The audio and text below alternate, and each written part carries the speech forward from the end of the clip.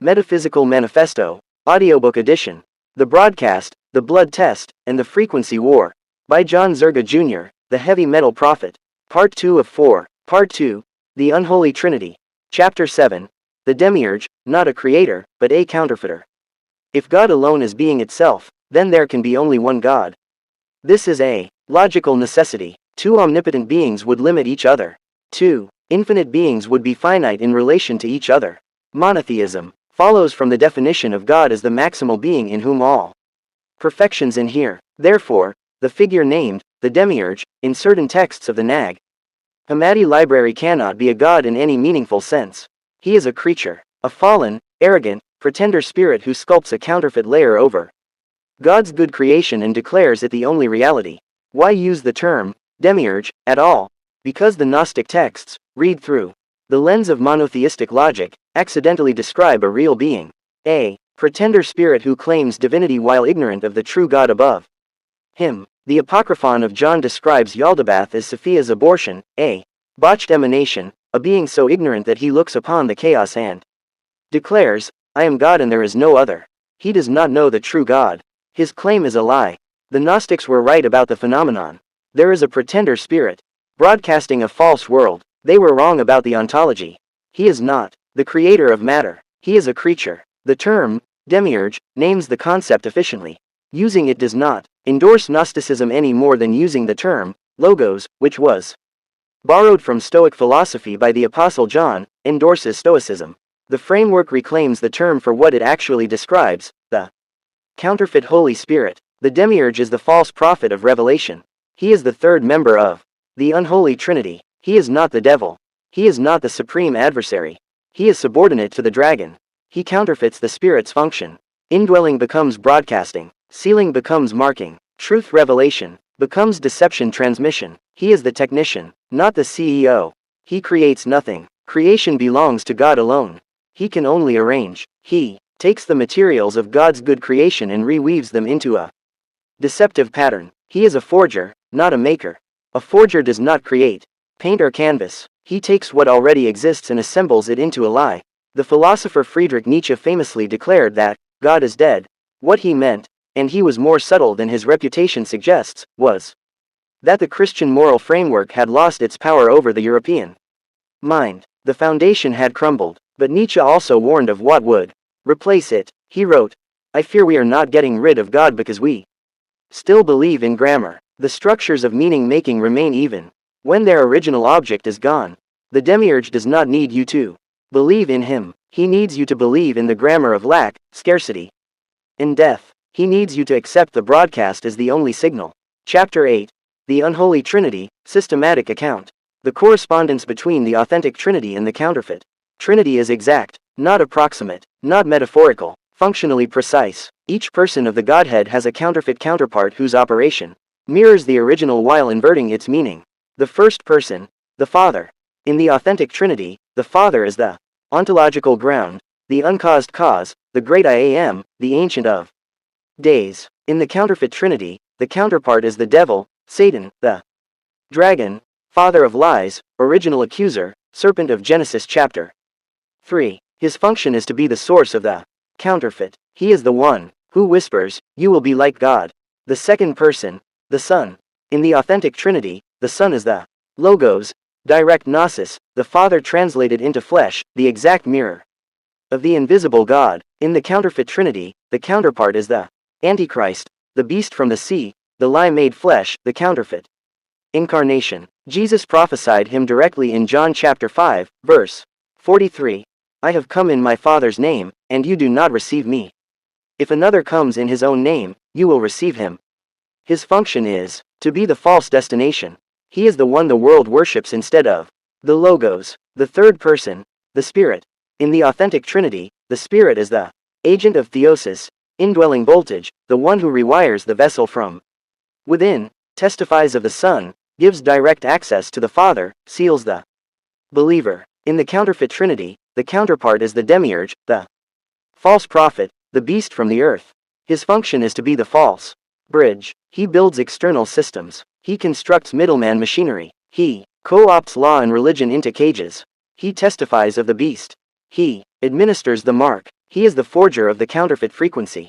He is the architect of the lie that says, you cannot reach God without going through this system. The psychologist Carl Jung wrote extensively about the psychology of projection. He argued that the shadow, the disowned parts of the self, is projected onto external enemies. We do not see our own darkness. We see it in others. We fight it in others. We destroy it in others. The demiurge operates on the same principle at a cosmic scale. He projects his own rebellion onto God. He calls God the liar. He calls God the withholder.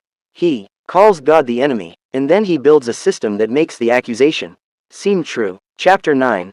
The counterfeit functions in detail. The dragon counterfeits the fatherhood of God. Where the Father creates, the dragon destroys. Where the Father provides, the dragon withholds. Where the Father loves, the dragon accuses. He is the source of the broadcast, the original liar, the one who, in the words of John's Gospel, was a murderer from the beginning and does not stand in the truth, because there is no truth in him. He cannot create a lie out of nothing. He has nothing to work with. He can only twist what God has made. The beast from the sea counterfeits the sun.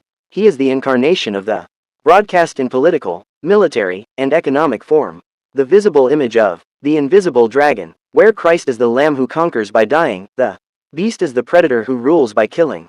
Where Christ receives worship through self-giving, the beast demands worship through self-assertion.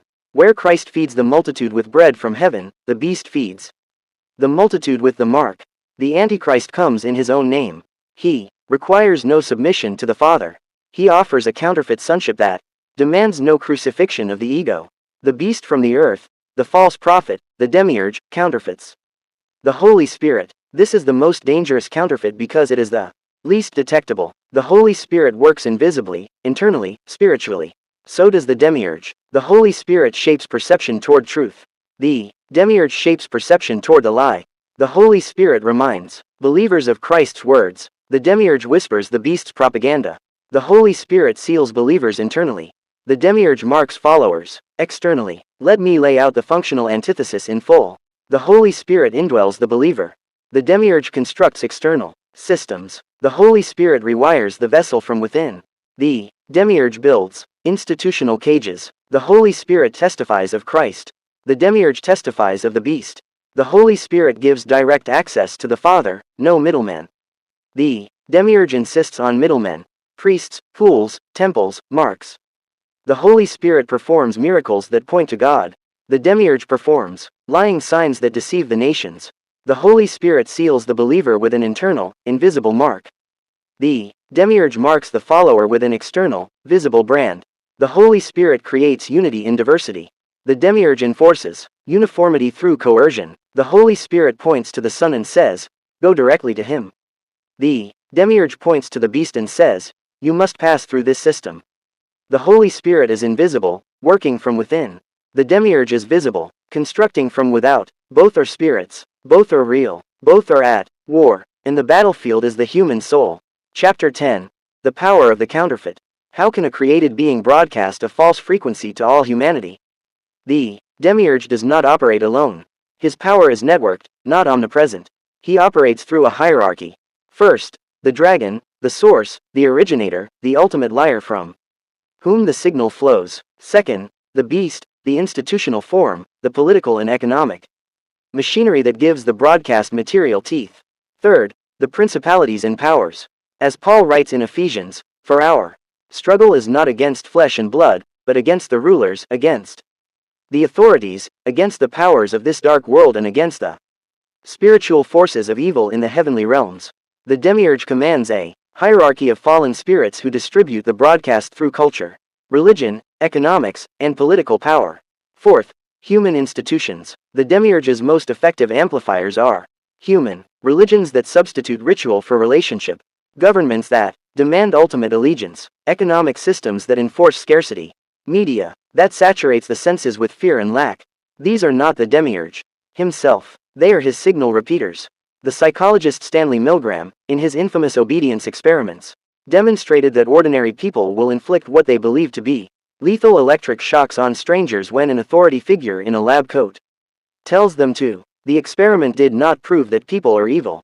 It proved that the obedience reflex can override moral reasoning. The demiurge does not need to possess every human being. He needs to control the institutions. The institutions will do the rest. The psychologist Philip Zimbardo, in the Stanford prison experiment, demonstrated that ordinary college students assigned to the role of prison guards would become sadistic within days. The situation, not the disposition, produced the evil. Zimbardo called this the Lucifer effect, the transformation of character through systemic forces. The demiurge understands situational power better than any human psychologist.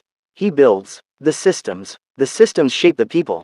The people enforce the broadcast. The broadcast is not omnipresent in the divine sense. It is distributed, a network of spiritual and institutional amplifiers that blanket the earth. With the lack lie, the ruler of the kingdom of the air, described in Ephesians as the network administrator. The demiurge is the signal engineer. The beast is the broadcast tower.